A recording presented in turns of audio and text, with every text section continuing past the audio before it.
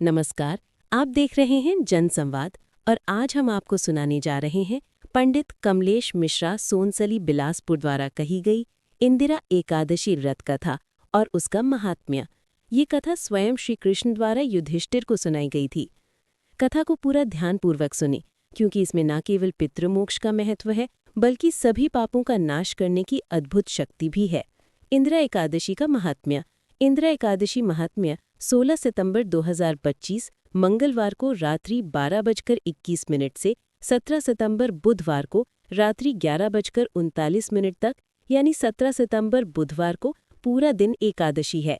विशेष 17 सितंबर बुधवार को ही व्रत उपवास रखा जाएगा। युधिष्ठिर ने भगवान श्री कृष्ण से पूछा, हे मधुसूदन, कृपा करके मुझे बताइए कि आश्विन कृष्ण पक्ष में कौन सी एकादशी होती है। भगवान श्री कृष्ण बोले, राजन, आश्विन कृष्ण पक्ष की एकादशी इंदिरा एकादशी कहलाती है।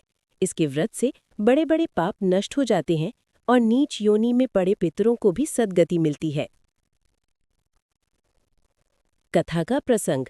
सतयुग में माहिष्मतिपुरी में इंद्रसेन नामक राजा राज्य करते थे। वे धर्मनिष्ठ, विष्णु भक्त और अध्यात्म में तत्पर रहते थे।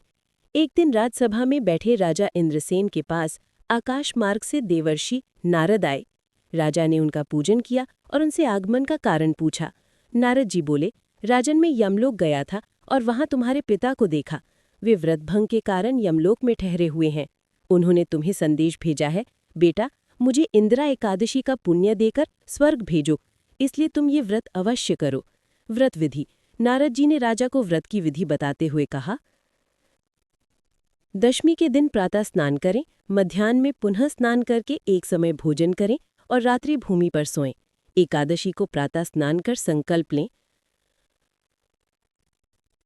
अघ स्थित्वा निराहारा सर्वभोग विवर्जितः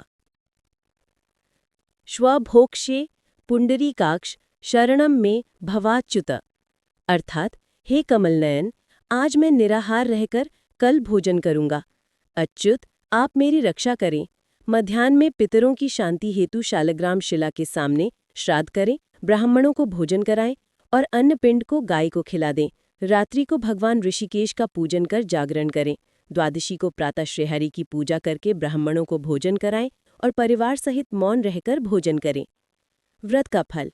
नारद जी के निर्देश पर राजा इंद्रसेन ने पूरे परिवार सहित ये व्रत किया। व्रत पूर्ण होते ही आकाश से पुष्प वर्षा होने लगी।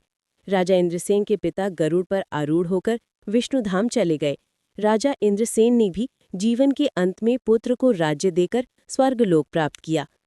भगवान श्री कृष्ण बोले, हे कुंती पुत्र, इस प्रकार इंदिरा एकादशी का व्रत करने से पितरों को मोक्ष और स्वयं को स्वर्ग की प्राप्ति होती है।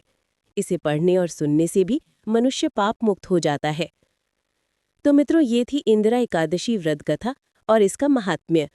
यदि आप भी पितृमोक्ष और पाप मुक्ति चाहते हैं तो श्रद्धापूर्वक इस व्रत का पालन करें। वीडियो अच्छा लगा हो तो लाइक और शेयर जरूर करें और चैनल को सब्सक्राइब करना ना भूलें। जय श्री हरि।